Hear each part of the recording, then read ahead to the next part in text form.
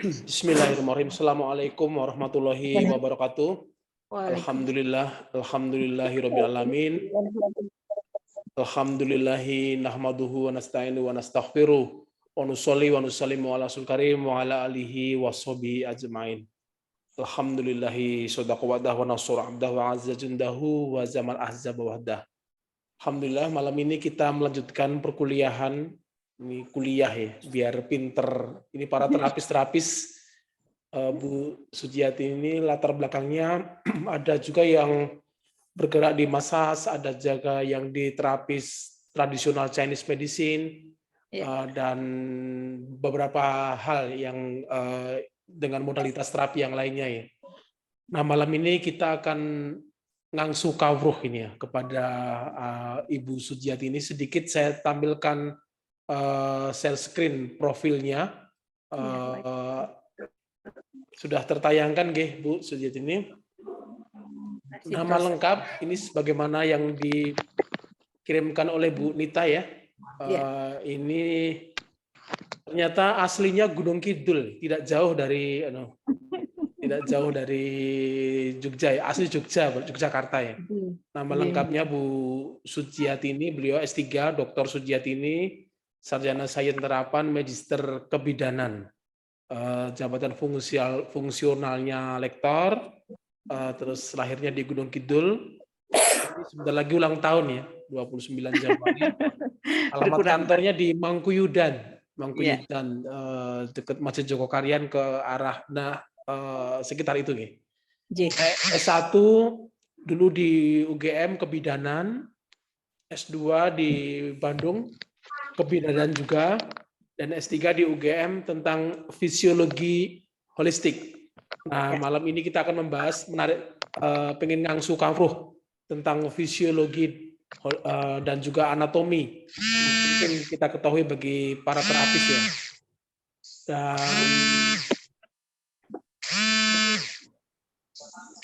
ini mata kuliah yang diampu.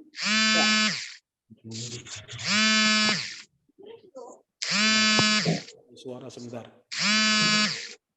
Mari Pak.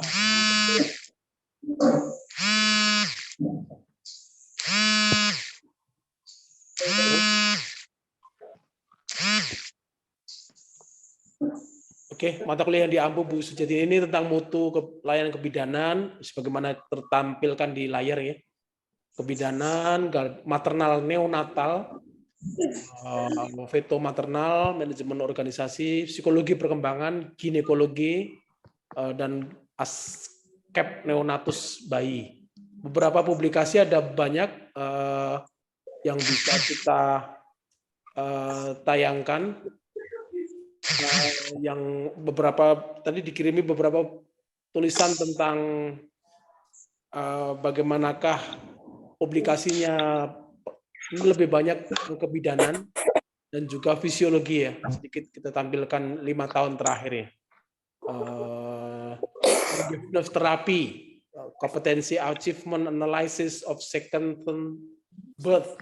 Ini tentang bagaimanakah yang lainnya ya, perbedaan perkembangan anak, pengaruh ceramah, dan beberapa saya tampilkan sekilas beberapa publikasi artikel yang sudah ditulis oleh Ibu Sujiati ini, dan beberapa yang lainnya ya. Nanti bisa kita bahas. Kalau cerita tentang artikelnya ini bisa 2025 artikel ya, itu bisa berhari-hari ya. Nah, oke, oleh karena itu silakan waktunya kami beri kesempatan. Ini sampai kalau jamnya sampai sepuasnya nih Bu ya. Ini nanti bisa pemaparan dulu, barulah kemudian nanti lebih kepada anatomis dan fisiologi yang pas, yang penting bagi seorang terapis ya. Di mana terapis kan harus mengetahui anatomi dan fisiologi untuk memahami penyakit, terus kemudian mengenal tubuh itu seperti apa ya. Dan juga ya strukturnya dan bagaimanakah supaya bisa sehat ini. Oke, tafadhal, waktu kami berikan kesempatan kepada Ibu Sujiati ini. Saya Pak Juni yang memoderatori dan memandu ya. Pak Juni, ya Masya Allah. Karena sekarang bulan Januari, nah sekarang beberapa bulan lagi saya baru. Ya, betul. Waktu dan tempat kami persilahkan. Terima kasih Pak Juni. Mohon izin share screen ya Pak. Sudah kita co-host. Mohon izin Bapak, sebetulnya saya ingin membicarakan tentang anatomi fisiologi secara detail begitu, tetapi karena ini malam, kayaknya kok ini ya terlalu rumit ya. Atau nanti dicoba dulu saya tayangkan. Nanti kalau sekiranya kok rasanya membebani begitu, nanti saya pindah ke secara umum dulu gitu, pengenalan holistiknya secara umum untuk mengenal sebetulnya dari sisi ilmu saya, sebetulnya ini bukan seperti layaknya mungkin bayangan Pak Juni ini ya, apa seluruh anatomi enggak ya, ini kan sisi kecil dari ilmu saya. Nanti saya coba tayangkan dulu. Karena kayaknya terlalu berat ya kalau malam-malam itu ngelihat saraf-saraf gitu. Mau yang mana dulu nanti saya perlihatkan.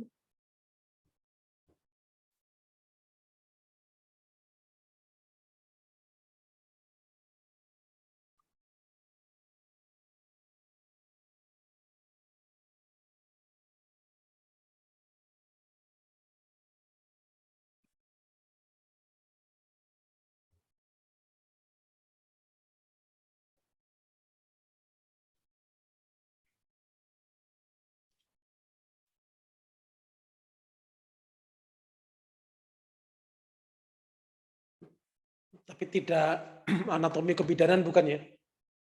Oh bukan Pak. Ya ini nanti keliru nih Pak. Anatomi kebidanan. Ya, apakah sudah bisa dilihat Bapak? Sudah, tentang sistem persarafan. Ya, nanti ini luar biasa ya, ada bapak-bapak semuanya ini yang sudah sangat senior-senior di bidang holistik masing-masing. Monggo nanti ini sekiranya agak berat, begitu saya coba tampilkan ya, nanti kalau berat nanti saya ganti yang masih sifatnya umum.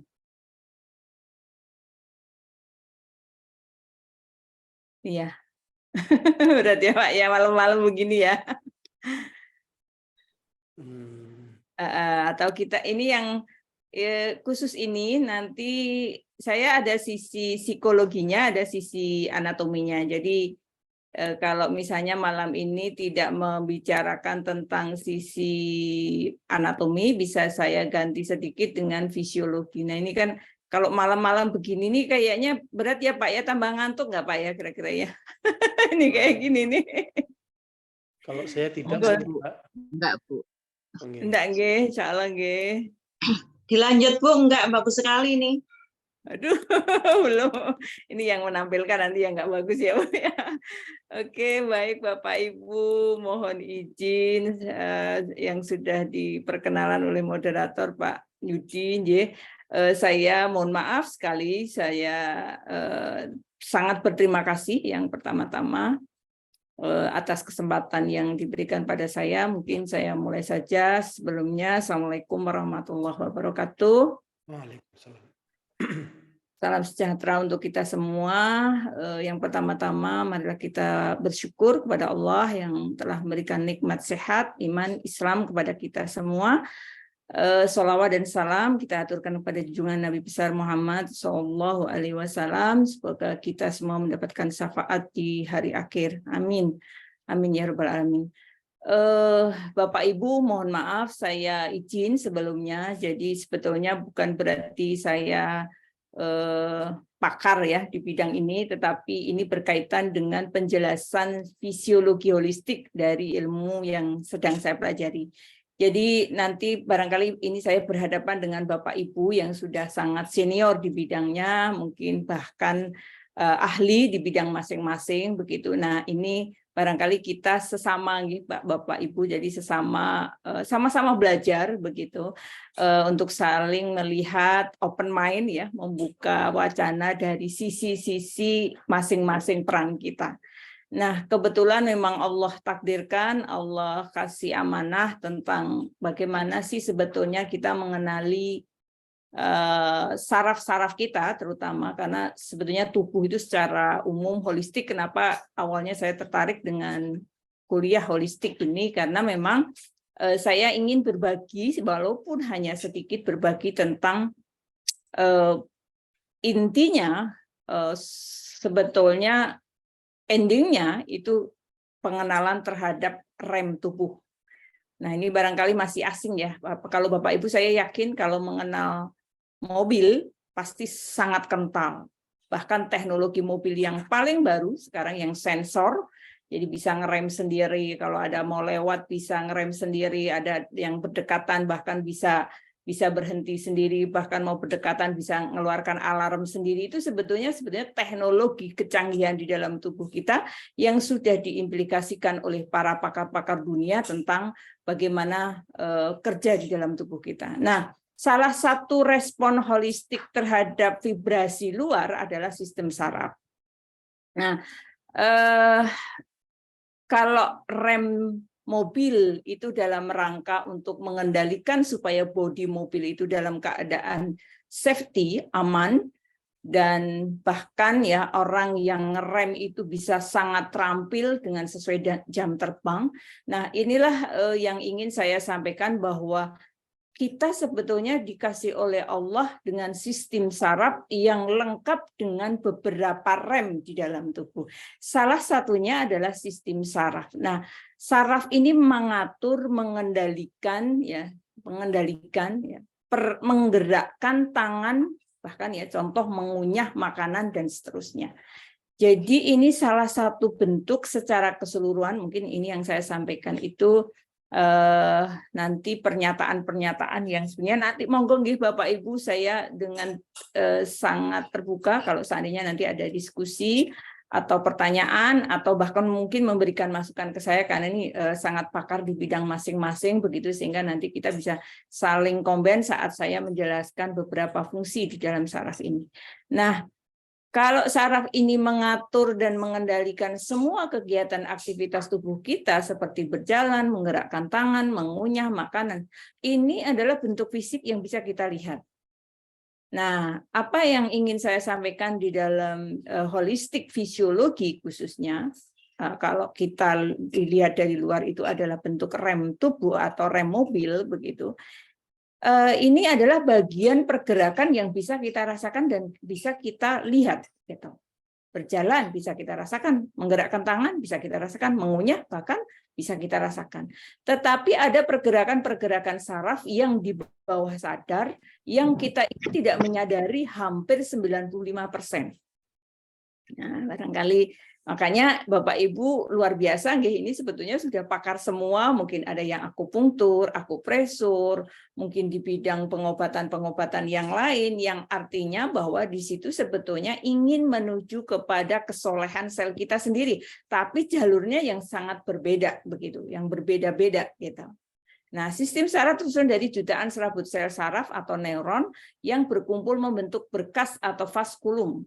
Ya, neuron adalah komponen utama dalam sistem. Nah, ini kalau mau dikecil-kecilin lagi itu namanya neuron. Neuron itu bentuknya nanti kayak bintang-bintang kecil gitu yang nanti terkoneksi, ya, seperti kayak lembaran serabut-serabut saling terkaitan, dan itu menimbulkan rangsang listrik sebetulnya. Nah, di dalam tubuh kita itu sebetulnya ada rangsang listrik. Makanya ini kalau ada Bapak Ibu yang akupunktur, akupresur, mungkin massage dan lain sebagainya, ya, atau yang lain, monggo nanti kalau boleh menginfokan ke saya juga supaya saya juga bisa mengkoneksitas ya dengan Bapak Ibu yang lain atau pakar yang lain. Nah, rangsang listrik inilah yang menghantarkan seluruh aktivitas kegiatan pergerakan kita, baik yang disadari maupun yang tidak disadari.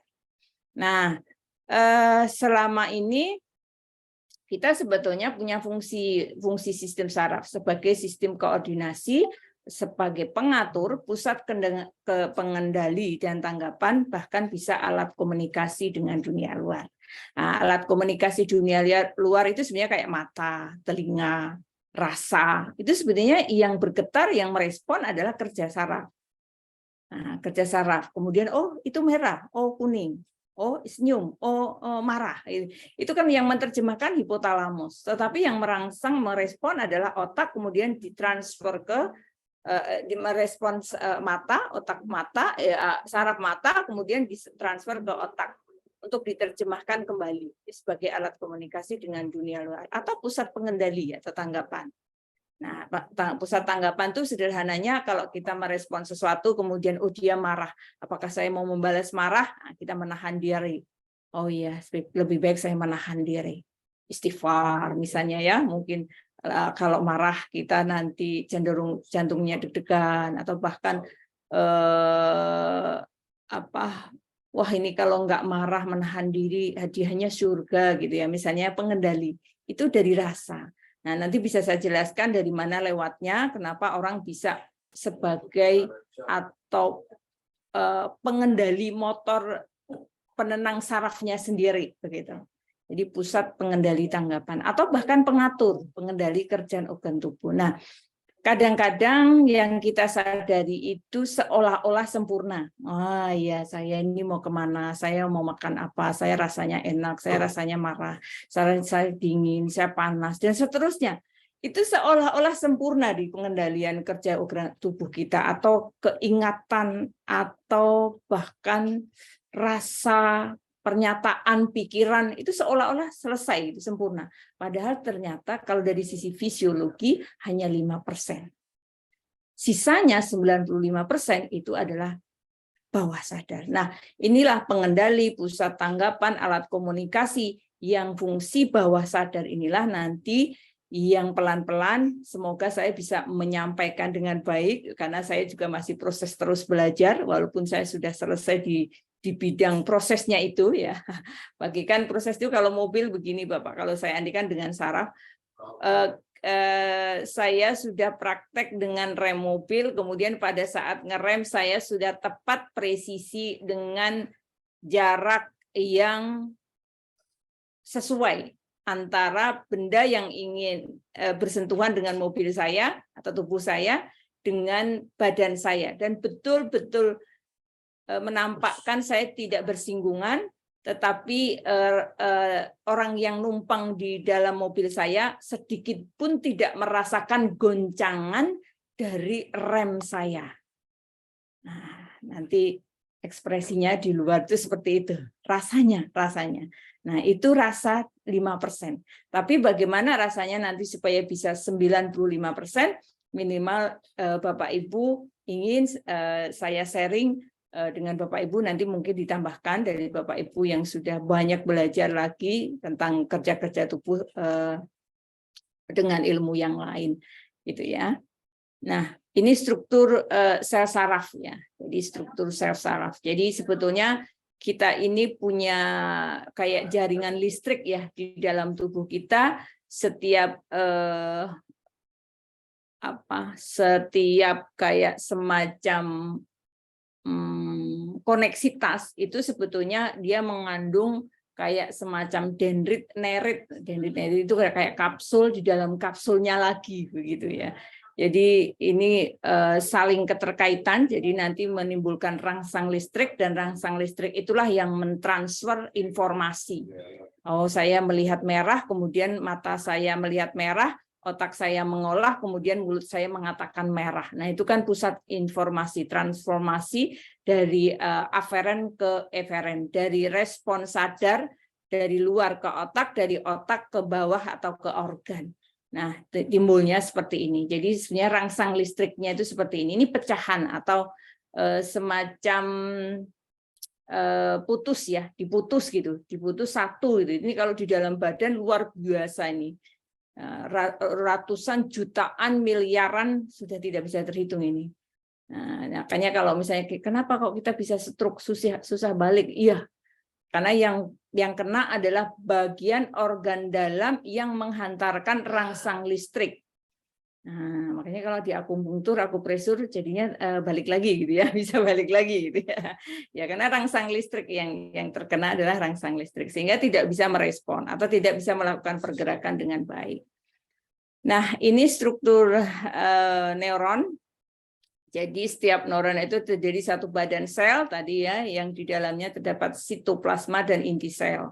Dari badan sel keluar dua macam serabut saraf, yaitu dendrit dan akson. Nah ini dah kenapa kalau kita sehari-hari itu sekarang sudah marak ya Bapak Ibu, oh ayo olahraga yang baik, setiap hari harus olahraga dan seterusnya.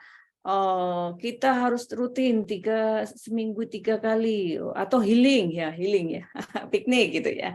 Itu sebetulnya bagian dari respon tubuh atau pikiran kita ya, karena sesuai dengan literasi kita masing-masing ya, bahwa intinya sebetulnya kalau kita berolahraga itu mendapatkan asupan oksigen yang cukup, maunya badan tuh begitu maunya oksigen yang cukup, nanti oksigen ini yang akan mengisi inti sel, sehingga inti sel ini sebagai powerhouse seluruh kekuatan untuk bisa menggerakkan aktivitas seluruh tubuh gitu, baik otak, saraf dan seterusnya semua.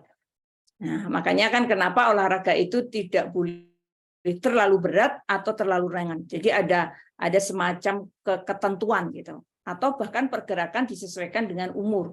Tidak boleh umur yang seperti saya misalnya 52 tahun menggunakan pergerakan yang cepat, nah, jantungnya nggak kuat.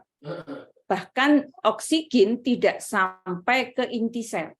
Nah, kalau oksigen tidak sampai ke inti sel, maka sebagai powerhouse-nya atau semacam bumper atau cadangan oksigen yang nanti akan bisa mentransfer seluruh kegiatan inti sel ini, kegiatan seluler nanti tidak tercapai. Makanya ada yang kalau yang tidak sesuai itu ya misalnya olahraga, sepedaan tapi sampai ngos-ngosan, sampai keluar keringat, habis itu lapar makannya banyak sama aja.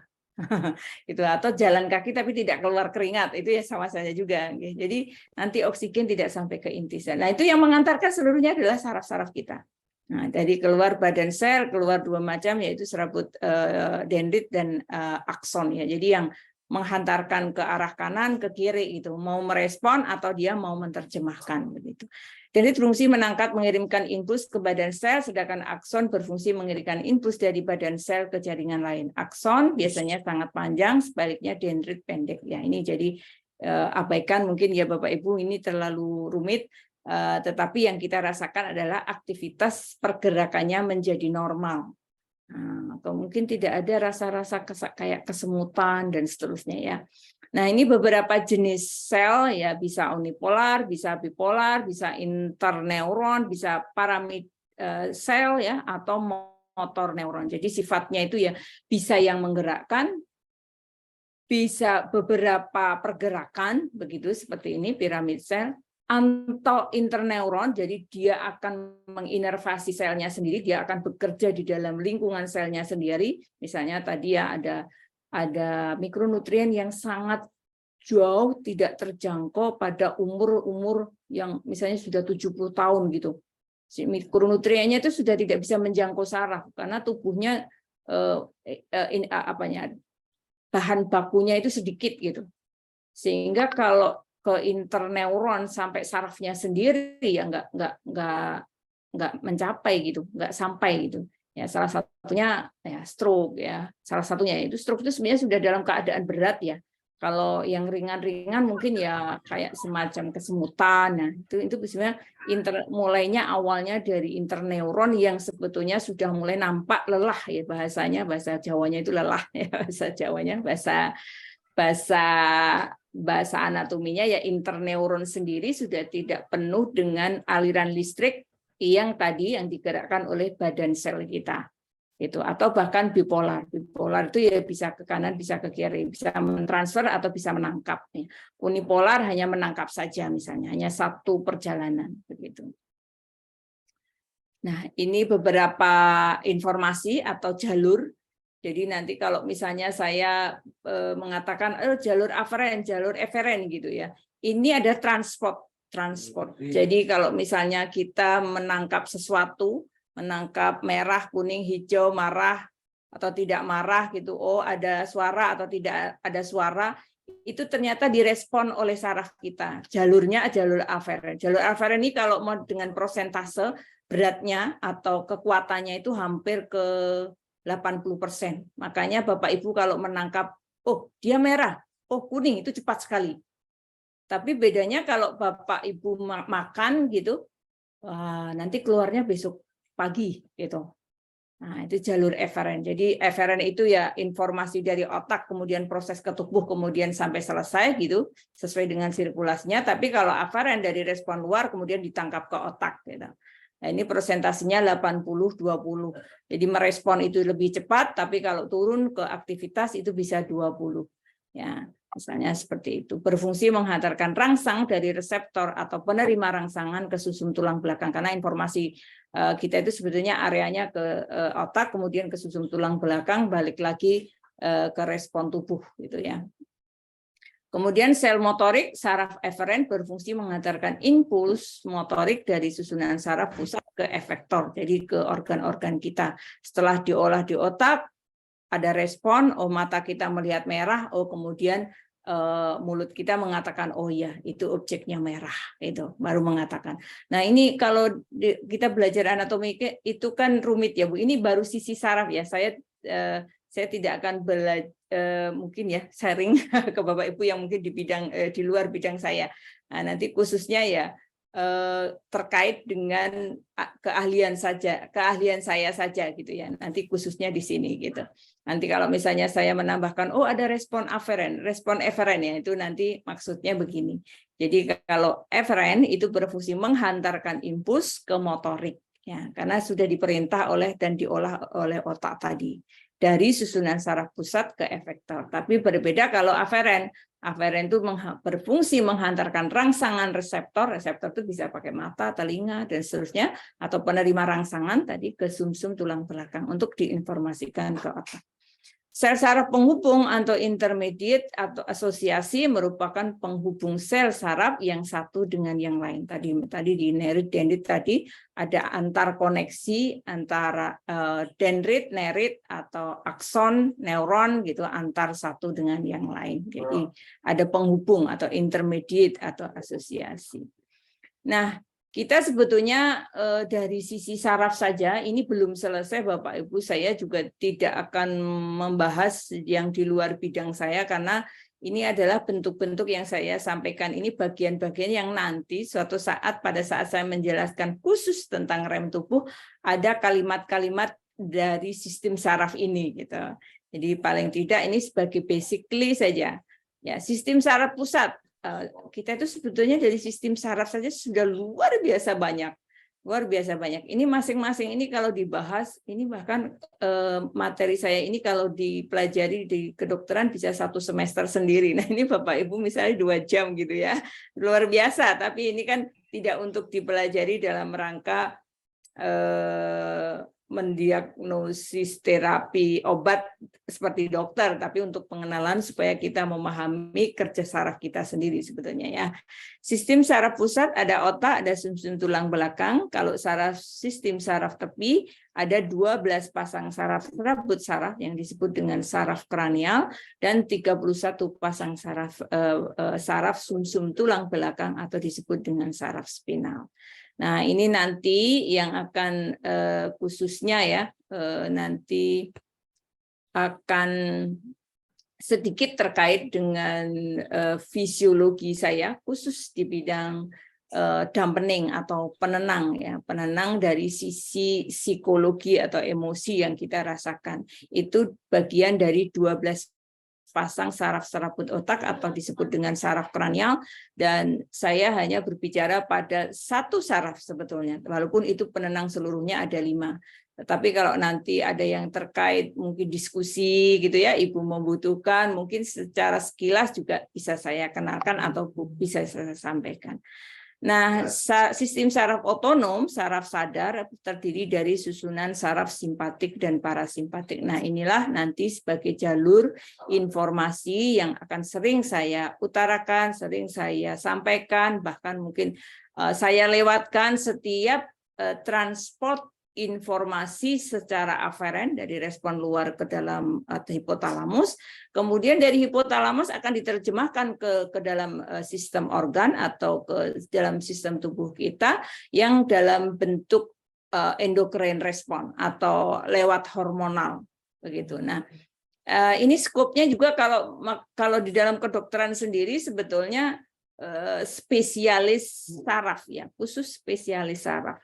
Dan saraf ini banyak ya, nanti ada saraf endokrin, saraf perilaku, bahkan sekarang saraf gangguan tidur dan lain sebagainya. Itu sangat luar biasa ilmunya. Kalau ini terkait dengan khusus dengan rem tubuh tadi saja, Bu. Karena kebetulan memang di penemuan baru saya itu hanya itu gitu ya. Nanti karena terkait dengan beberapa kalimat-kalimat yang saya sebut, ini nanti supaya kalimat ini dari mana asalnya, nah gitu. Nanti kok saya menyebut otak, saya menyebut saraf kranial, atau saya menyebut saraf simpatis parasimpatis, nah ini asalnya dari sini, begitu, asalnya dari sini. Ya, jadi kita punya sistem saraf pusat, sistem saraf tepi. Monggo kalau ada Pak Dokter, nanti bisa dikoreksi nggih Pak Dokter.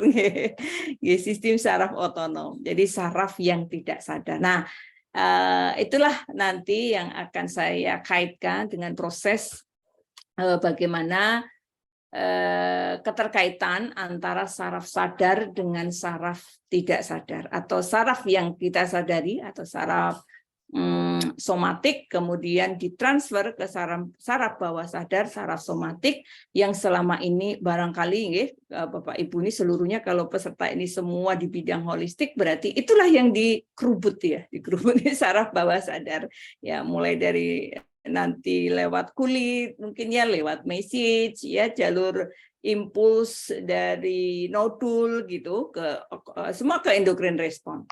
Nah, saya juga sama dari respon sadar ke bawah sadar, tapi khusus hanya perilaku sarafnya. Nah, nanti kita akan bicara tentang apa itu saraf simpatik, bagaimana kerja saraf simpatik, dari mana lewatnya, kemana lewatnya, efeknya apa, begitu. Termasuk saraf simpatik. Ini sebetulnya perantagonis ya, era dulu, zaman dulu, atau kedokteran lama itu disebut dengan perantagonis. Karena ini masing-masing ini berfungsinya berlawanan. Kalau simpatik itu mengentarkan jantung, kalau parasimpatik itu menahan atau meredakan getaran jantung. Jadi perantagonis, kayak keseimbangan. Nah, nanti juga saya akan berbicara tentang beberapa informasi tentang otak. Jadi ada otak kecil, otak besar, otak tengah gitu. Tapi saya menyebutnya sebagai bagian-bagian dari otak. Jadi ada otak reptil, otak binatang, dan otak manusia. Kita punya otak kecil ya, bagian otak kecil ya, cerebellum, kemudian otak tengah atau limbik, kemudian atas itu neokortek ya, otak berpikir atau otak manusia. Nah, nanti mungkin terkait dengan pembicaraan saya, yang sebetulnya mungkin barangkali mungkin 1 atau 2 kali cukup ya, baru kalau ada diskusi lebih lanjut baru kita berkembang. Jadi pembagian otak kenapa penting? Karena itulah bagian dari respon yang akan dicolek oleh tubuh untuk bisa diajak berkomunikasi, sehingga akan memberikan informasi lagi untuk memberikan keseimbangan di dalam tubuh. Nah, ini kalau mau rumit-rumit begini, Bapak Ibu. Kalau mau rumit-rumit begini. Jadi mulai dari cerebral ya. Ini bentuknya. Ini yang tadi yang saya katakan sebagai neokortek. Sangat luas dan ini pusat berpikir. Jadi kalau mau cepat gitu ya. Kalau mau cepat itu sebetulnya tidak ada manusia yang bodoh. Kenapa? Asal dia masih utuh ya, otaknya masih utuh. Karena pusat berpikir ini sebetulnya asal otak limbiknya yang otak tengah ini tenang, itu sebenarnya pusat berpikir itu aktif secara automatically. Nah, kalau pusat berpikir berarti apa? Ya, apapun bisa diselesaikan. Masalah apapun sudah ada jalan keluarnya. Nah, disimpan di intuisi otak kita ini. Luasnya kalau dibentangkan itu Jakarta Bali. Nah, kira-kira berapa ribu kilometer ini Bapak ya? Ya, jadi tidak ada ya. Tidak ada keruwetan yang tidak bisa diurai. Ya, gitu ya. Nanti efeknya sampai ke situ. Ya, ini kalau mau dibelah-belah, mau dipecah-pecah banyak sekali. Jadi ini bagian-bagiannya. Kalau ini nanti Kalau ada yang menanyakan, baru saya belajar ya Bapak Ibu, karena semua tidak langsung saya pelajari, tapi hanya terkoneksi sedikit. Tetapi kalau memang ada yang ingin informasi, nanti saya pelajari lebih lanjut. Karena masing-masing ini punya peran besar masing-masing, itu ya, mulai dari cerebrum misalnya, atau cerebral misalnya, atau talamus, hipotalamus. Ini masing-masing fungsinya masih banyak lagi, perjalanannya masih banyak lagi. Atau bahkan mesencephalon misalnya, atau pons ya, medulla oblongata, atau cerebellum. Jadi brain system, sifatnya brain system itu banyak fungsi, bahkan ini kalau dipelajari masing-masing kotak ini pun bekerjanya juga masih banyak lagi. Nah, ini juga disiplin ilmunya juga banyak ya. Bisa di bidang perilaku itu psikologi, bidang saraf itu bisa bedah saraf sendiri, namanya bedah kranial, atau sarafnya sendiri ya bisa ahli saraf ya, saraf khusus saraf begitu. Jadi banyak ya bidang ahlinya.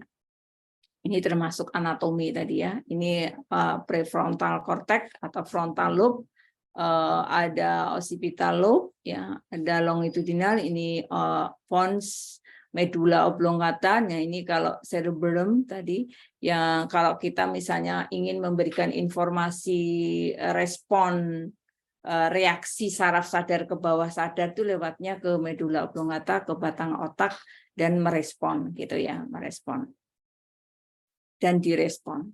Nah, ini otak besar berfungsi untuk pengaturan semua aktivitas mental berkaitan dengan kepandaian. Nah, ini sedikit mungkin ya nanti supaya ada penjelasan mulai dari intelijensi, ingatan, memori, kesadaran, dan pertimbangan. Otak besar diletak di bagian depan otak.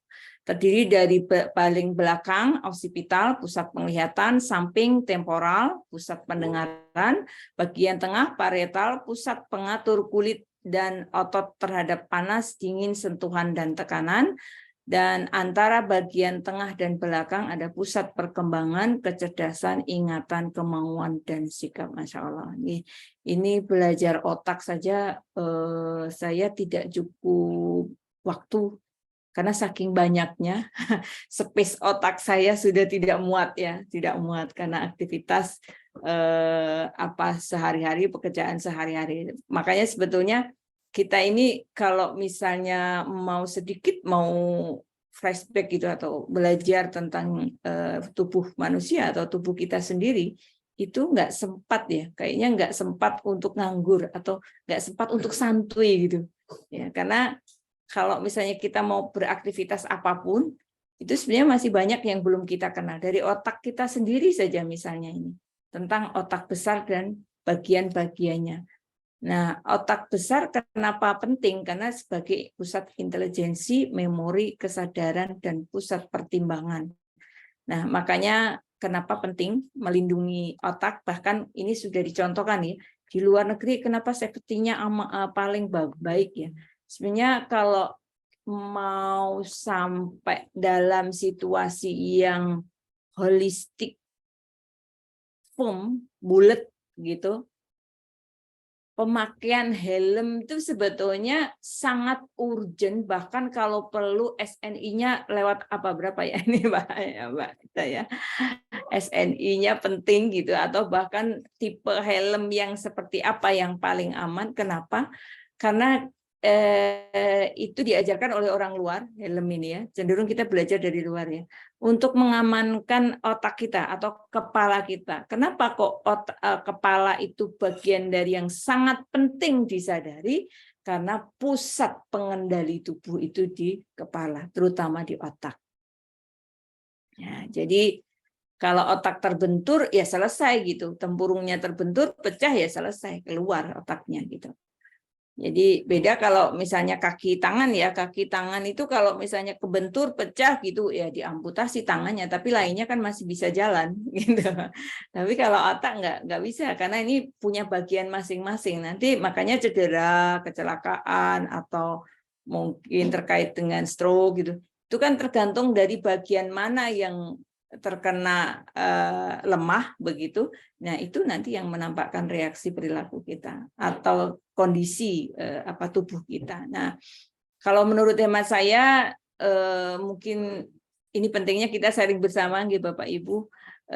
Kita di sekitar kita, masyarakat kita itu belum sangat menyadari, makanya saya walaupun nyun sewu ini Bapak Ibu yang sudah sangat-sangat senior di hadapan saya ingin sharing bersama, menyadarkan ke masyarakat bahwa kenapa penting banget pakai helm, kemudian menceklekkan helm ya, menceklekkan apa tuh, mengancingkan helm, kemudian menggunakan helm yang sangat standar, kenapa kemanapun kita menggunakan helm begitu, karena saking pentingnya otak untuk bisa kita lindungi bersama gitu. Bahkan kalau saya karena memang di bidang kebidanan begitu, kalau ada orang ibu bapak, apalagi kita sebagai muslim ya, ini muslim semua ya, muslim semua, ada yang nggak muslim, bukan muslim nggak ya, sama gitu sebetulnya muslim mau tidak muslim, karena sisi manusianya tubuh kita itu sangat tidak terukur dengan budget, dengan uang gitu ya, saking sangat mahalnya.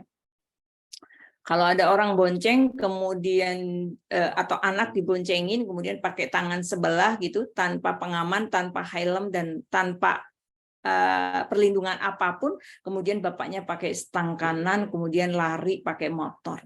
Nah, ini sebetulnya kalau terkait dengan anatomi fisiologi sangat-sangat jauh dari ilmu ini gitu. Makanya saya sering mengingatkan karena saking gemesnya gitu. Bapak mohon maaf Pak, anak Bapak tidur di belakang tanpa pengaman. Itu kalau anak-anak itu di motor begitu terlempar selesai. Hancur ya. Dan tanpa helm, tanpa pengaman. Padahal otak cerebrum ini berfungsi pengaturan semua aktivitas mental berkaitan dengan kepandaian, intelijensi, ingatan, kesadaran, pertimbangan. Siapa yang kira-kira dalam hidup itu tidak butuh sesuatu ini? Siapa yang tidak punya aktivitas? Kan kita punya aktivitas. Siapa yang tidak punya perasaan? Semua punya perasaan.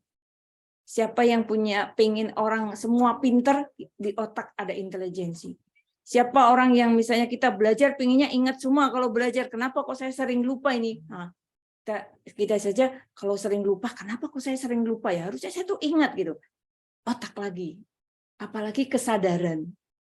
Kesadaran itu respon bawah sadar. Kesadaran respon bawah sadar. Itu yang mengendalikan otak, termasuk pertimbangan. Tarik ulur bahasanya. Tarik ulur. Nah, kemudian tadi bagian-bagiannya banyak ya, mulai dari yang kecil-kecil ini sebetulnya otak belakang, pusat penglihatan, samping, temporal, pusat pendengaran. Nah, ini contoh nggih pada saat kita anak-anak kita ya yang di luar itu mungkin anak muda terutama yang belayar motor itu, kenapa kalau orang luar ini, monggo Bapak Ibu saya diinfokan ya, kalau di luar kenapa kok orang santun ya tidak ada motor itu buat belayar gitu. Karena mereka tuh menyadari bahwa pendengaran itu sangat urgent dan penting. Pada saat kita berikan tekanan terlalu tinggi, maka akan merusak otak bagian temporal. Dan pusat dampening atau keseimbangan mental. Nah, kan ini kalau fungsinya sangat paham kan anak-anak muda terutama mungkin ini Bapak Ibu ini sangat senior di lingkungannya, mungkin di mana saja para tokoh mungkin monggo gitu. Jadi kalau misalnya boleh gitu. Ini sebetulnya untuk mengenali anatomi ini supaya kita sangat memahami pentingnya diri kita sendiri untuk bisa dijaga oleh diri kita sendiri dan serius penjagaannya. Mungkin bahkan kalau saya seriusnya sampai 95%. Jadi sisanya 5% itu apa-apa yang kita sadari di luar gitu. Jadi sampai seserius itu. Nah, sementara terbalik misalnya kebiasaan-kebiasaan yang di masyarakat kita atau di luar kita, mungkin di lingkungan kita barangkali tidak mengenal ini sehingga dia seolah-olah perilakunya itu enggak apa-apa gitu. Kita pun juga ngelihat rapopo anak muda memang harus begitu. Wah, pada luar biasa nih kalau dari sisi anatomi yang saya pelajari begitu. Nah, monggo nanti kalau seandainya berkenan bisa berbagi dan bahkan kita menyampaikan pentingnya bagian-bagian tubuh kita itu untuk banyak disyukuri dan banyak dijaga baik oleh diri sendiri maupun orang lain. Bayangkan kalau pusat penglihatan, kita itu pusat penglihatan itu bagian belakang atau occipital. Kalau kita ngelihat bagaimana rasanya kalau misalnya kita tidak bisa melihat. Bagian samping, pusat pendengaran, gimana caranya kalau misalnya kita sampai sakit kemudian nggak bisa mendengar, rasanya kayak apa gitu. Nah, ini padahal ini adalah otak kita, saraf kita itu diatur oleh saraf otonom bawah sadar yang kita tidak pernah mengendalikan, tetapi mereka bekerja sendiri secara sistematis asal ada keseimbangan penuh, ketenangan dan keseimbangan penuh. Antara bagian tengah dan belakang pusat perkembangan, kecerdasan, ingatan, kemauan, dan sikap. Nah, ini kalau nanti saya menampakkan di dalam anatomi itu nanti kenapa orang bisa bersikap legowo atau tidak legowo, sabar atau tidak sabar, ikhlas atau tidak ikhlas. Pusatnya ternyata di otak juga. Di otak, terkait dengan otak. Terkait dengan otak gitu. Ini yang otak kecil berfungsi untuk mengendalikan dan mengkoordinasikan gerakan-gerakan tubuh, gerakan otot tubuh serta menyeimbangkan tubuh. Letak otak kecil terdapat di atas batang otak. Nah, ini yang otak tengah tadi, mesencephalon terletak di depan otak kecil dan jembatan Farol menghubungkan otak kecil bagian kiri dan bagian kanan, juga menghubungkan otak besar dan sumsum tulang belakang. Nah, ini pusat komunikasi batang otak nih. Otak tengah nanti dari sumsum tulang ke atas batang otak, kemudian merespon gitu ya. Di depan otak tengah ada encephalon atau talamus tadi, hipotalamus, pusat pengaturan sensoris ya. Kemudian hipotalamus, pusat pengaturan suhu, mengatur selera makan, keseimbangan cairan ya. Bagian atas ada lobus opticus atau pusat refleks mata. Jadi luar biasa sekali Bapak Ibu. Jadi kepala ini sesuatu yang wow banget ya. Gimana bisa saya gambarkan apa kira-kira ya, harta benda apa yang bisa setara, kan nggak ada. Ini baru berbicara tentang respon jaringan saraf di daerah otak dan mata kita gitu, wajah, mata, telinga, kemudian bersambung dengan tadi bagian-bagian otak gitu. Nah, ini kan luar biasa nih, mengatur selera makan ya. Siapa yang mau selera makan kita tidak enak gitu? Gimana rasanya bisa merasakan, wah kita makan gudeg, kita makan soto. Itu ternyata di otak itu pusatnya. Respon dari lidah, kemudian diterjemahkan ke otak, itu lewat otak semua. Termasuk keseimbangan cairan.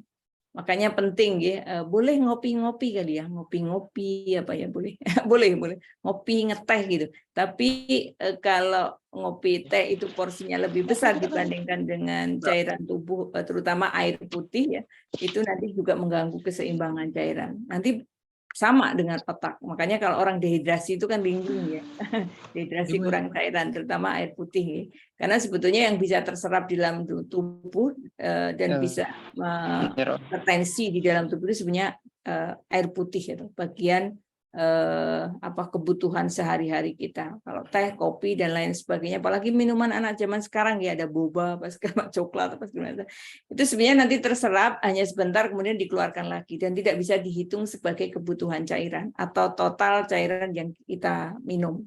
Nah, itu mungkin selama ini tidak kita sadari, termasuk saya gitu. Makanya sekarang saya sudah punya porsi besar ya, karena melihat beberapa anatomi ini, porsi besarnya apa ya, kita konsentrasi pada tubuh kita, kerja tubuh kita, kebutuhan cairan kita, kebutuhan mentalitas kita, kebutuhan fisik kita. Jadi orientasinya kita sendiri gitu. Orang lain gimana? Ya kita senyum saja gitu. Nah 5% gitu ya. Contohnya begitu. Nah ini pelindung otak, mulai dari ada tengkorak, ruas-ruas tulang belakang, 3 lapisan otak, murai dura mater, luar biasa Bapak Ibu. Jadi ini kalau bedah otak dan bedah saraf gitu, dulu pada saat saya di rumah sakit itu ternyata pernah saya dengar dari dokter-dokter spesialis bedah saraf itu ternyata ini gitu ya. Lapisan-lapisan otak itu ternyata luar biasa, dan otak itu sudah sangat-sangat dilindungi oleh Allah gitu. Dilindungi, dikerjakan sendiri gitu oleh Allah gitu, diatur sendiri oleh Allah gitu. Nah, kita nggak kenal itu, nggak rasa itu.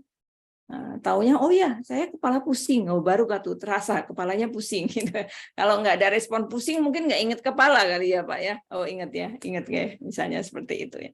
Ternyata otak kita itu beberapa lapisan ya, ada tengkorak, ada ruas-ruas tulang, bahkan ada 3 lapisan selaput otak, mulai dari dura mater, ada arachnoid, ada pia mater. Pia mater penuh dengan pembuluh darah di permukaan otak, suplai oksigen dan nutrisi, mengangkut sisa metabolisme. Kemudian kalau arakoid, bantalan untuk melindungi otak dari bahaya kerusakan mekanik, berisi cairan cerebrospinal atau cairan limfa. Kemudian kalau dura mater bersatu dengan tengkorak atau melekat pada tulang. Nih luar biasa nih Bapak Ibu nih. Nah, ini tadi nih lapisan-lapisan otak kita. Nah, ini sebenarnya otak tengah, otak reptil, dan otak manusia. Otak manusia itu neokortek.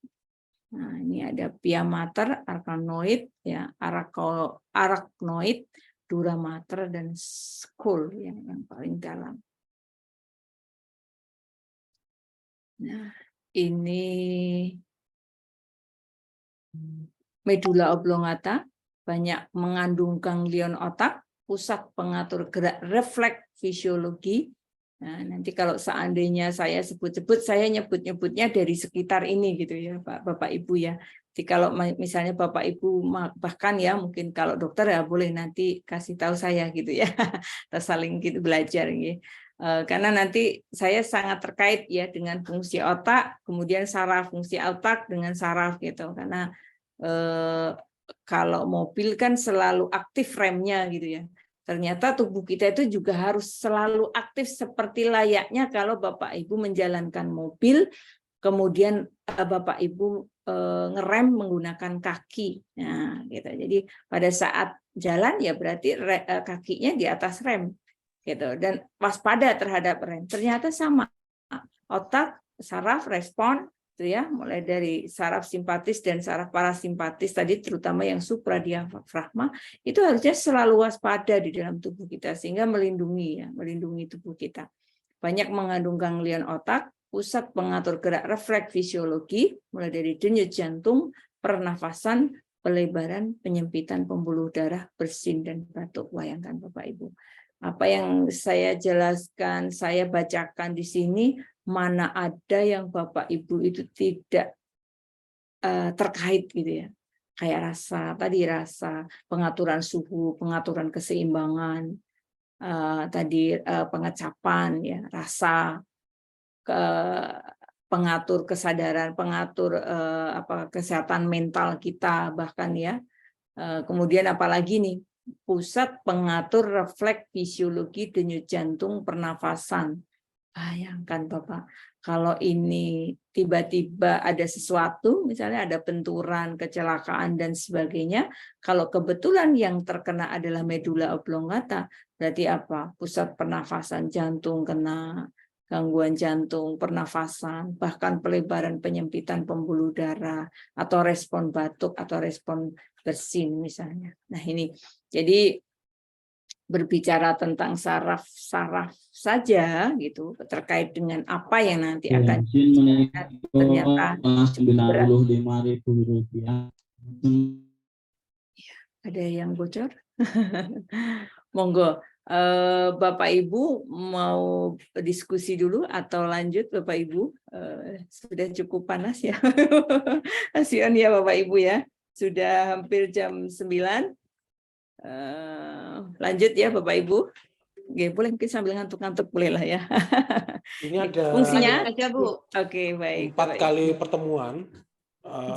Ini mau dihabiskan untuk, atau malam ini kita nervous system dulu. Ya. Atau minggu depan apa tentang dilanjutkan apa? Mungkin apa female reproduction karena kebidaannya Ya. anatomi yang berkaitannya dengan sistem saraf atau Ya. gini. Atau Kalau hari ini kita berbicara saraf saja dulu, khusus son Oke. ini, karena nanti yang terkait dengan apa-apa yang saya utarakan begitu Bapak. Mungkin ke depannya nanti saya 4 kali nggih. 4 Ya, kali itu oke. nanti mungkin sistem holistik di dalam tubuh terkait kecil-kecil begitu. Nanti baru yang ketiga dan keempat nanti baru khusus son tentang bagaimana kita cara ngerem gitu. Ngerem, kalau Bapak Ibu sudah sangat mahir di rem mobil, nanti saya terkait dengan rem tubuh. Tapi terkait dengan ini sarafnya itu dasar-dasarnya ini dulu. Nanti jadi nyolek-nyolek ini gitu Pak. Nanti Ya, nyolek-nyolek. siap.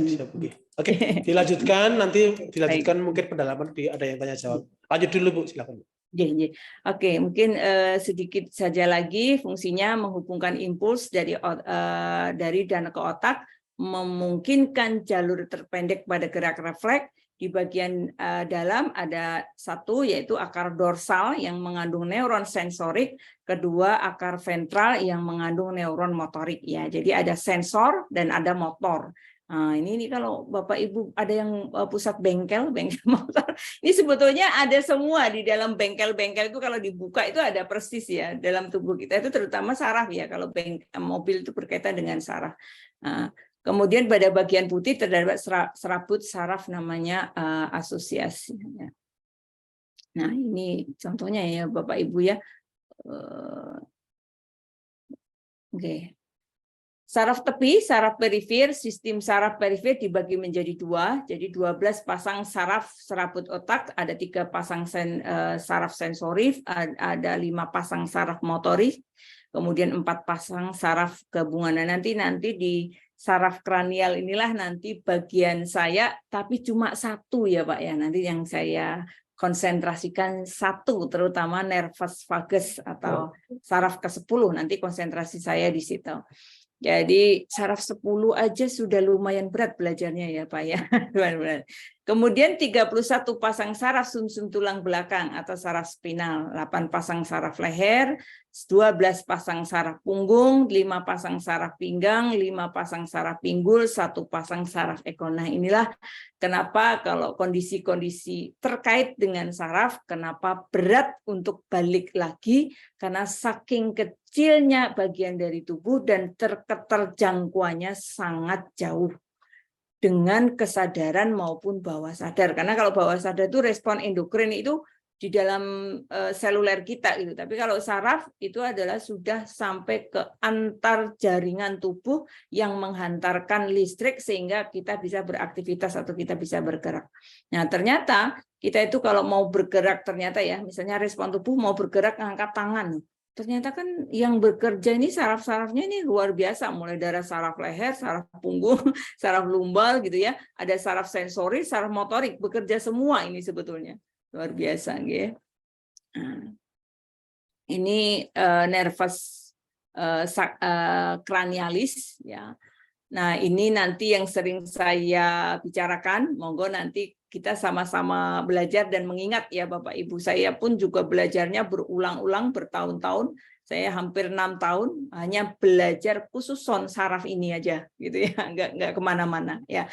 Jadi nanti nervus cranialis yang terbagi menjadi 12 nervus, diantaranya adalah nervus olfactorius, mensarafi indera penciuman. Nah, nanti terkait kenapa kok makanya ini respon COVID ya, COVID-19 itu kan kemarin reaksinya tidak bisa mencium atau tidak bisa cium bau, mencium bau gitu ya.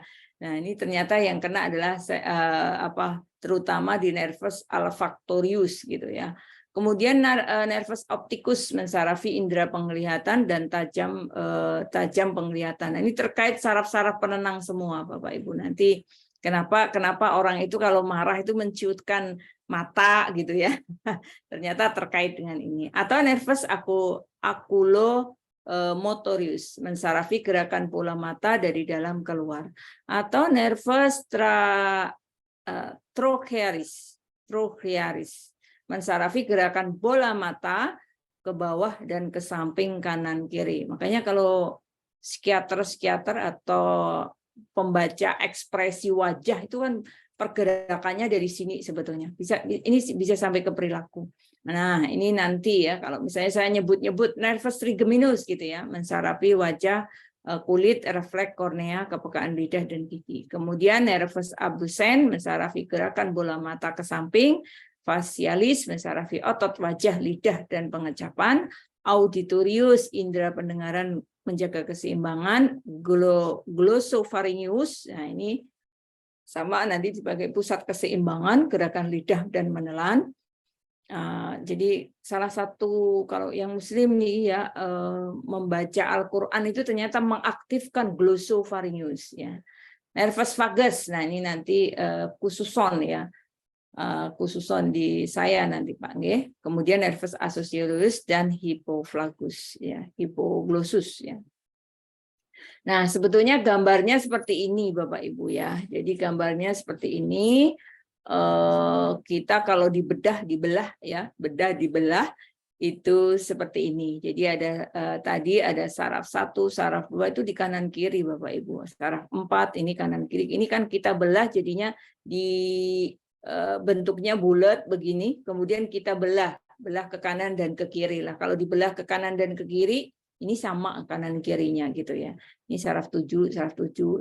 Kalau dikumpulkan lagi jadinya bulat gitu. Jadinya bulat. Jadi sebetulnya wajah kita, seluruh tubuh kita itu pengendalinya di otak semua. Jadi ini pusat otak kita, medulla oblongata. Jadi ini batang otak ya. Di sini ini tulang belakang ya, sumsum tulang belakang, bukan sumsum ya, namanya ya tulang belakang ya, vertebra bahasanya, anatominya vertebra. Jadi ini sebetulnya yang mengendalikan respon dari otak ke organ itu melewati vertebra.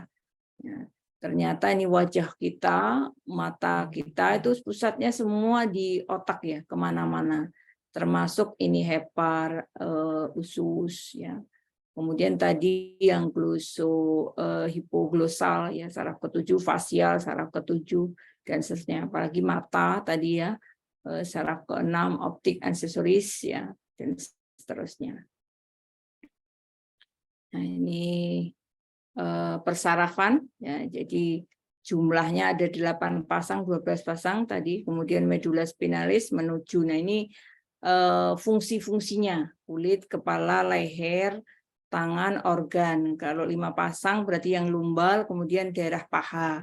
Kalau 5 pasang yang sakral ke langkang, ke otot, betis, kaki, dan jari kaki. Jadi masing-masing pasang saraf itu memberikan kontribusi kepada organ-organ kita gitu. Kemudian yang satu pasang koksigial itu sekitar tulang ekor. Jadi sepanjang tulang belakang itu masing-masing ternyata memberikan jaringan mengkontribusi dari organ-organ kita sesuai dengan fungsinya. Nah, seperti ini Bapak Ibu. Nah, ini ke jantung, ada mata kalau yang atas ya. Kemudian telinga ini ke jantung, ke lambung, ke lien, hepar, ke usus dan seterusnya. Nah, ini saraf otonom. Tadi ada saraf tepi, saraf pusat, saraf otonom. Saraf otonom meninggalkan chorda spinalis dan mensarafi otot jantung dan otot polos ya, serta kelenjar. Ini kalau makanya dokter spesialis saraf itu 4 tahun ya. 4 tahun dokternya saja gitu ya, dokter spesialisnya saja ya. 4 tahun bisa 5 tahun. Karena ini kalau berbicara tentang saraf ini sebetulnya ini bagian-bagian besar yang hanya bisa saya sampaikan karena hanya koneksitas saya mencolek ya, bahasa mencolek untuk berkaitan dengan rem. Tapi kalau mau dipelajari khususon tentang saraf tadi ya, beberapa saraf tadi yang di tulang belakang itu tidak cukup 5 tahun itu. Makanya saraf dokter spesialis saraf sekarang membagi diri lagi gitu ya. Kemudian sistem saraf otonom tadi ada saraf simpatis dan parasimpatis. Nanti akan sering saya sebut ini ya.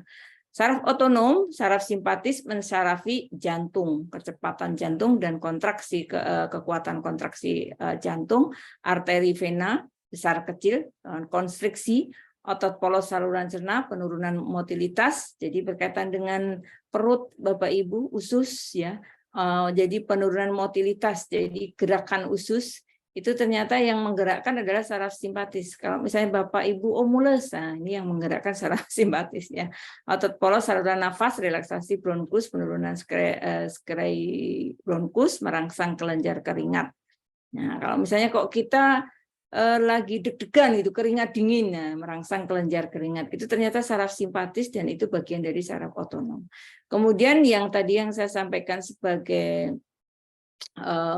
keseimbangan ya, saling menyeimbangkan jadi antara simpatis dengan parasimpatis. Jadi kalau parasimpatis terbalik ya, jantung dia kerjanya memperlambat jantung, kalau saluran cerna dia meningkatkan motilitas, karena kalau yang saraf otonom yang simpatis tadi menurunkan motilitas, kalau yang saluran nafas berarti konstriksi jalan nafas. Ini mungkin bisa nanti sambil dibaca ya Bapak Ibu, tidak semuanya nanti saya sebut, ya mungkin yang penting-penting saja. Ini juga sama, nah ini terbagi menjadi 2 bagian. Terutama di sini nanti ya, saraf otonom kranial terdiri dari 3, 5, 7, 9, 10, 11. Nah, ini belum cukup ini, kalau anatomi itu ternyata berkembang ya. Ini nanti saya cari ilmu lagi, artinya jurnal lagi, karena ini setiap kali penelitian itu kan sebenarnya memberikan informasi baru. Ini anatomi lama ya, anatomi lama itu 3, 5, 7, 9, 10. Padahal ada 7, 5, 9, 10, 11 yang belum terinformasikan, ini 11 dan 5 ya. Nah, mungkin itu Bapak Ibu. Malam ini monggo kita diskusi saja, barangkali nanti ada yang ingin Bapak Ibu sampaikan. Kalau hari ini mungkin cukup itu ya Bapak. Kalau memang diperlukan nanti terkait dengan sistem tubuh yang holistik gitu. Nanti apa hubungannya dengan anatomi ini ya, nanti terkaitnya di sistem holistiknya begitu. Oke. Oke, Terima kasih pemaparannya Bu Sujiatini. Ini menjadi bekal. Ini latar belakangnya ada yang akupunktur, ada yang acupressure, massage, ada juga yang pembenaran tulang belakang dengan modalitas terapi seperti itu ya, PTB. Ada juga yang bekam. Kalau saya sendiri kebetulan memang brain and neurosystem ya, neuroscience, jadinya agak biasa dengan materi-materi tadi, jadi lumayan asik ya. Ada juga yang herbalis.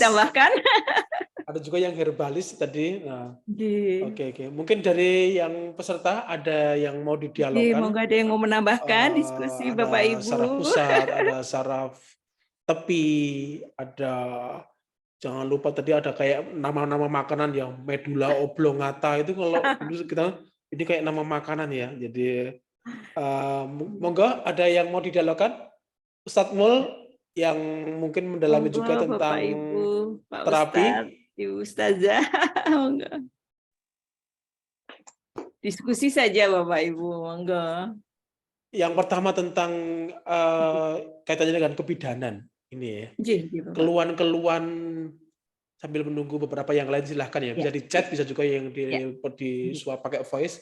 Female anatomi dan fisiologi female reproduction ya. Itu kendala-kendala gangguan yang paling sering muncul, yang mungkin para terapis harus tahu ya. Dan ini ranahnya mana yang harus ke dokter SPOG, mana yang ke bidan, mana yang boleh mungkin massage. Ini kok kayaknya udah HPL kok masih dipijat ya. Nah, mungkin seputar itu. Padahal ternyata ini gangguannya ke nervous system ya. Mungkin begitu Bu Sujiatini. Kaitannya dengan female, keluhan-keluhan female kok pegel, padahal mungkin trimester berapa kan memang mengalami seperti itu ya. Mungkin ya, karena saya belum pernah hamil, istri saya sama Mungkin Masya begitu Allah. Bu Sujiati tentang Iya, female iya. reproduction, fisiologi dan Iya. anatomi dan keluarnya seputar itu. Iya, Mana baik. bagian peran-perannya? Iya. Masya Allah Bapak, ini pertanyaannya berat sebetulnya ya, Bapak kan umum Enggak. sistemnya berat gitu ya. Jadi sebenarnya kalau keluhan fisik yang terkait dengan saraf, ya saraf itu kan hamil itu kan beban ya, hamil itu kan beban berat tubuh ya. Jadi setiap beban berat tubuh tidak hanya hamil sebetulnya ya, misalnya kegemukan, apa ya selain contoh kegemukan atau hamil itu sebenarnya akan menimbulkan ketidakseimbangan propernya tubuh gitu. Tubuh itu kan harusnya kan proper itu presisi gitu antara badan ya, misalnya kayak kepala, pundak, lutut, kaki itu kayak nyanyian itu ya. Itu kan proper. Nah, kalau ada posisi hamil di depan yang berat gitu atau berat badan yang sangat berlebihan, nah itu ada kondisi-kondisi yang sebenarnya bebannya juga berat, misalnya kayak berat badan yang berlebihan, maka otomatis tulang-tulang sendi itu akan menjadi beban berat, pergerakan-pergerakannya juga berat. Kemudian kalau hamil, kenapa kok ada rasa nyeri punggung, mungkin tidak nyaman di tulang belakang, atau nyeri yang lain? Ya karena beban beratnya di depan dan paling berat. Gitu, paling berat. Sehingga akan menimbulkan rasa nyeri atau tidak nyaman di pergerakan. Nah, sebetulnya kembalinya adalah kelenturan otot. Ya, kelenturan otot. Jadi sepanjang kita itu bisa, makanya kalau hamil itu ada senam hamil nih. Sepanjang kita continue dan konsisten terhadap pergerakan senam atau pergerakan aktivitas gerak otot, maka sebetulnya tidak akan ada rasa itu, Pak. Tidak akan ada rasa. Tapi begitu kita tidak ada pergerakan aktivitas kontinu dan tetap dari pergerakan otot kita, maka ya pada saat kita berlebihan pergerakan kita menimbulkan rasa lelah atau nyeri yang berlebihan, begitu tidak ada aktivitas sama sekali, maka menimbulkan rangsang kesemutan misalnya, karena rangsang listriknya terganggu. Gitu. Itu Pak mungkin secara umum ya, secara umum. Makatan Bapak, monggo mau ditambahkan. Sedikit lebih berdalam. Yang tidak boleh dipijat ketika hamil pada saat apa, Bu? Hamil itu intinya bagian perut tidak boleh diberikan apapun, direspon apapun atau di apa-apain, tidak boleh. Kemudian selain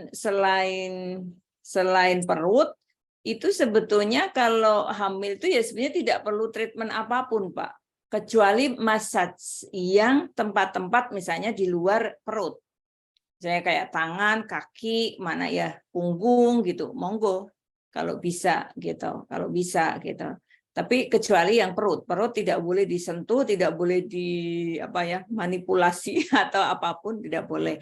Atau tadi mungkin dimasak dan lain sebagainya. Kecuali yang lain, kalau tangan, kaki dan lain sebagainya, insya Allah boleh, Dan sebetulnya tubuh kita itu sebetulnya nggak perlu treatment terlalu heboh, asal tadi aktivitas otot itu kontinu dan tetap gitu. Nah, kalau bahasa dokterannya itu fit, Pak. Frekuensi, intensity, type, dan time. Jadi di dalam olahraga itu supaya resiliensinya pergerakan saraf dan otot itu continue, gitu, konsisten, atau bahasanya apa sih bahasa penelitian itu ya? Bahasa penelitian itu ajek begitu ya, ajek, kemudian optimal. Ya sebetulnya tadi dengan olahraga yang fit gitu, olahraga itu ya frekuensinya tetap seminggu 3 kali, intensitinya misalnya dengan berat apa gitu misalnya, atau dengan pergerakan yang seperti apa gitu, kayak saya itu misalnya ya hanya pergerakan kayak stretching saja gitu misalnya. Type, tipenya yang mana nih yang untuk umur saya, time-nya 30 menit cukup dalam 3 kali seminggu misalnya, seperti itu. Nah itu yang susah adalah konsistennya itu, sehingga pergerakan otot dan saraf kita itu kita lupa. Oh ya, kadang kecapean, kita lupa. Tiba-tiba nyeri. Nah, itu telat, sudah responnya telat. Nah, Oke, terima kasih. jadi Saya nyeri. jadi ingat-ingat pas anak ragil hamil ya. Oh iya. Sudah berapa belas tahun yang lalu gitu ya. Iya. Oke, ini ada pertanyaan dari Pak Joko. Wah, ini yang Aja, tanya bapak-bapak ini ya. Iya. Bu, maaf karena bertanya gini, penasaran ini. Kalau kita sakit kepala, itu yang dipijat bisa agak nyaman, agak ringan. Padahal yang dipijat itu di luar kepala, bahkan tertutup tempurung. Ini mungkin katanya dengan saraf di otak tadi, gambar otak tadi diingat dipijat kepala. Silakan mungkin. Iya. Jadi sebetulnya tidak hanya kepala, Pak. Seluruh tubuh kita itu lapisan luar sampai ke dalam itu ada yang namanya nodul. Nodul itu rangsang. Rangsang itu kalau kita misalnya kita mikroskop gitu, walaupun kulit kepala gitu atau kulit tangan gitu. Kalau kita mikroskop besar, itu sebetulnya ada jalan, Pak, namanya nodul tadi. Luarnya itu nodul. Kepala juga ada nodul ya, karena itu lapisan kulitnya kan ada gitu. Nah, itu masuk ke dalam, itu juga ada jalur. Ini yang ditekuni oleh dokter spesialis saraf khusus akupunktur.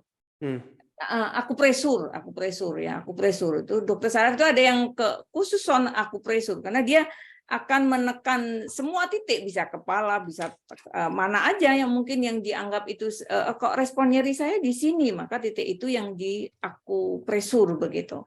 Nah, itu semua ada nodul dan rangsang itulah yang akan mengalirkan sebetulnya rasa nyeri itu ke menekan hormon kortisol di dalam tubuh kita. Nah, kalau itu tertekan hormon kortisolnya, maka keseimbangan tubuh atau homeostasisnya itu menjadi berfungsi kembali. Nah, kalau tubuh homeostasisnya berfungsi kembali, maka tidak ada rasa respon nyeri dari manapun. Itu termasuk kepala. Itu ya boleh kita merespon sadarnya. Oh, saya nyeri leher. Boleh, monggo mau diapain di leher? Iya, kalau makasih. Mungkin Pak Joko nanti itu diperdalam di beberapa titik akupunktur kepala ya, scalp acupuncture itu ada, bisa digunakan titik itu dengan acupressure tadi ya, atau Jiao Sun Fa itu juga ada beberapa titik yang homeostatis itu. Kalau di terapis itu kita kenal namanya apa ya, kalau di TCM kan yin dan yang, supaya seimbang. Ya, gitu. Betul. Oke, terima kasih Bu Tri, Bu Sujiatimi. Ada yang lainnya, silahkan. Ini siapa nggih? Bu Joko nggih, Bu, maaf bertanya karena penasaran. Kalau kita sakit kepala yang tadi saya baca. Oh iya, nggih. Iya. Ya, ada lagi yang mau bertanya saya dari ibu-ibu setelah Pak Joko dan Pak Juni 2C. Ini. Ya, boleh. Ini ibu-ibu Pak Juni. Oh, silakan. Masya Allah. Oke, Bu.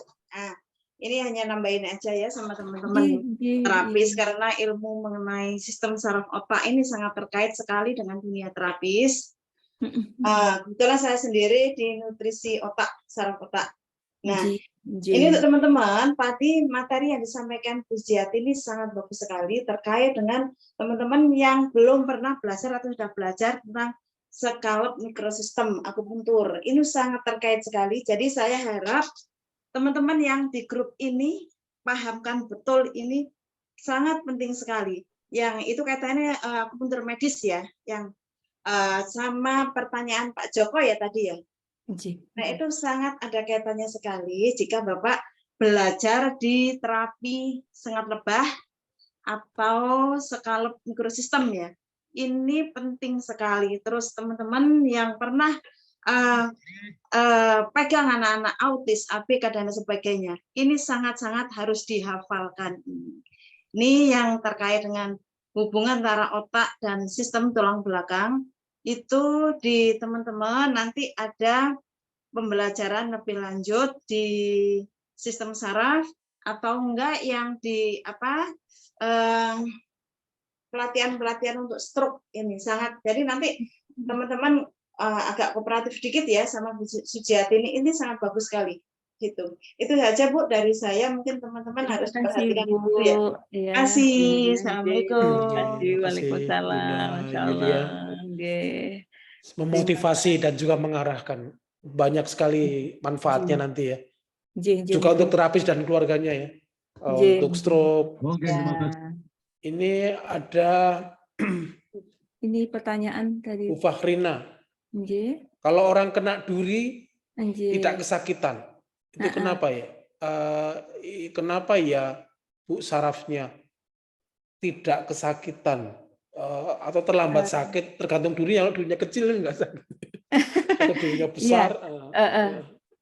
Iya. Jadi sebetulnya kalau jadi gini Ibu, ini mekanisme umum nggih. Jadi saraf itu kan bagian yang merespon.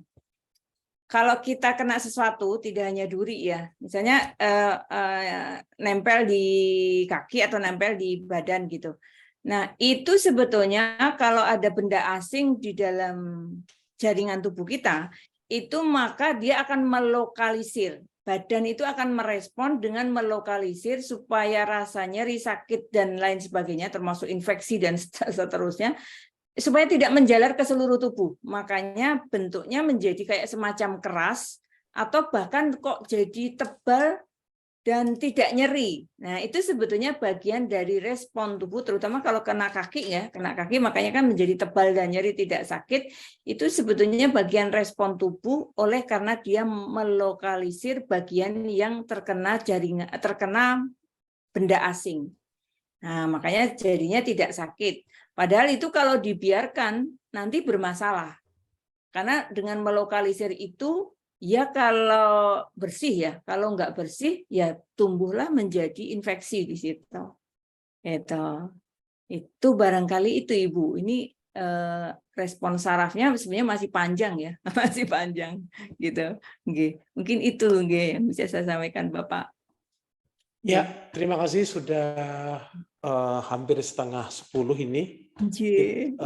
Nyun sewu ini sudah mungkin terlalu malam. Kita cukupkan pertemuan malam ini, Ibu. Dan ini masih awal dan pengantar. Kalau diperdalam lagi nanti ada banyak ya. Tadi ada yang 9, yang lainnya mempelajari 4 sampai 5 tahun.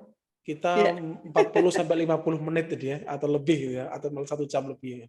Semoga ini bermanfaat. Terima kasih atas kehadirannya Bu Setiatini. Dan kita akan belajar terus Bu. Ini kenalan pertama dan nanti ini beberapa yang lainnya akan sering ketemu dan juga praktek bersama teman-teman yang lainnya gitu ya. Terima kasih. Kami ucapkan terima kasih dan pertemuan kali ini kita tutup dengan bacaan hamdalah ya. Alhamdulillahirrahmanirrahim. Mohon maaf apabila ada hal-hal yang kurang berkenan. Terima kasih. Terima kasih sekali Bu. Sama izin liu. Salam kagem Bapak Ibu. Salam sehat. Turun.